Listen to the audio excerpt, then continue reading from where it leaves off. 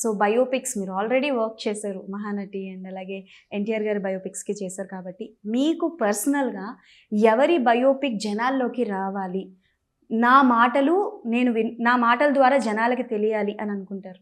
ఎవరి బయోపిక్? ఇప్పుడు ఆల్రెడీ ఒకటి రెడీగా ఉందమ్మా, బెంగళూరు నాగరత్నం అని చెప్పేసి. ఆ బయోపిక్ ఆల్రెడీ రాసి ఉంది, సింగీత శ్రీనివాసరావు గారి డైరెక్షన్. బౌండ్ స్క్రిప్ట్ ఉంది.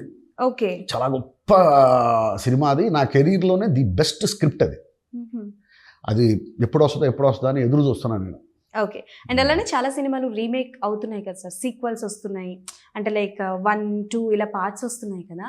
సో అలా ఆల్రెడీ పాత బ్లాక్ అండ్ వైట్లో వచ్చిన సినిమాలు కావచ్చు, ఆర్ఎల్స్ అంటే లైక్ మెగా ఫ్యామిలీలో ఉన్న సినిమాలు ఏవైనా సరే పార్ట్ 2 కానీ సీక్వెల్ 2 రావాలి అనుకుంటే ఏ మూవీ రావాలనుకుంటారు sir? Do you have any idea? నాకు జగదేక వీరుడు అతులకు సుందరి సీక్వెల్ వస్తే బాగుంది అనిపిస్తుంది. ఓకే. చరణ్ బాబుతో, రామ్ చరణ్ గారితో. ఓ సరే, మరి మాటల మాట రామ్ చరణ్ గారు అన్నారు కాబట్టి పక్కనే హీరోయిన్ ఎవరు బాగుంటారో కూడా చెప్పండి. ఆమె ఉందిగా, శ్రీదేవి గారు అమ్మాయి. ఓకే. ఓకే. సో వాళ్ళిద్దరు వేస్తే బాగుంటుంది.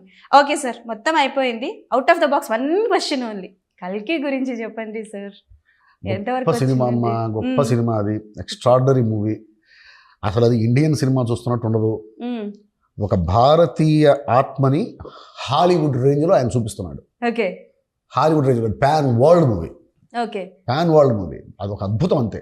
సో ఇప్పుడు ఉన్న రేంజ్ ఏదైతే ఉందో, ప్రభాస్ గారి రేంజ్ ఏదైతే ఉందో అంతకు మించి ఉంటుందా, పెరిగిపోతుందా? ఉంటుంది. సలార్కి రెండింటికంటే గొప్పగా ఉంటుంది. ఓకే.